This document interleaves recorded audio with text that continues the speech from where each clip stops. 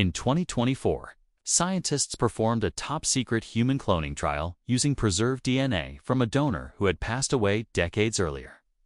The goal was to test the viability of somatic cell nuclear transfer on long-term cryopreserved genetic material. But what they discovered went far beyond simple biology. One clone, designated subject A13, began exhibiting strange behaviors. During routine psychological evaluations, he started describing memories that weren't his. They belonged to the man who had died almost 30 years before. He recounted specific childhood events, like a family trip to a lakeside cabin and the name of a dog he'd had as a boy.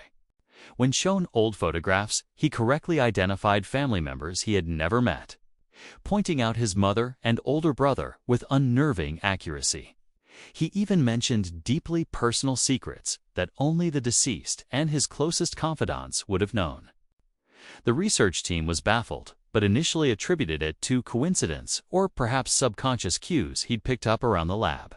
That all changed one afternoon. During a physical examination, A13 calmly pointed to his forearm and described a hidden scar from a childhood accident involving a broken fence. The scar was there, documented in the donor's original medical files. But it was faint and had never been mentioned to the clone. Suddenly, it wasn't a coincidence anymore.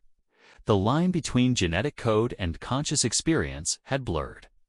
Within hours, the experiment was terminated. Panic set in among the lead scientists.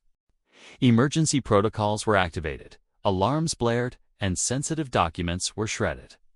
Subject A13 was sedated and relocated to an undisclosed high-security facility. The entire project, every file, every piece of data, was systematically wiped from all public and private records, as if it never existed. The official story was a catastrophic equipment failure.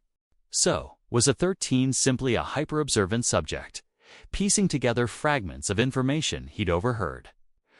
Or is it possible that DNA, the very blueprint of our bodies, can carry something more: fragments of memory, echoes of a life lived?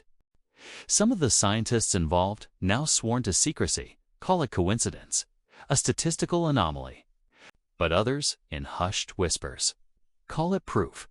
Proof that life leaves indelible traces in its smallest, most fundamental molecules. One thing is certain: the clone remembered far more than he ever should have. What if the memories of the past aren't truly gone? What if they're not just stored in our brains, but are also waiting within the code of life itself?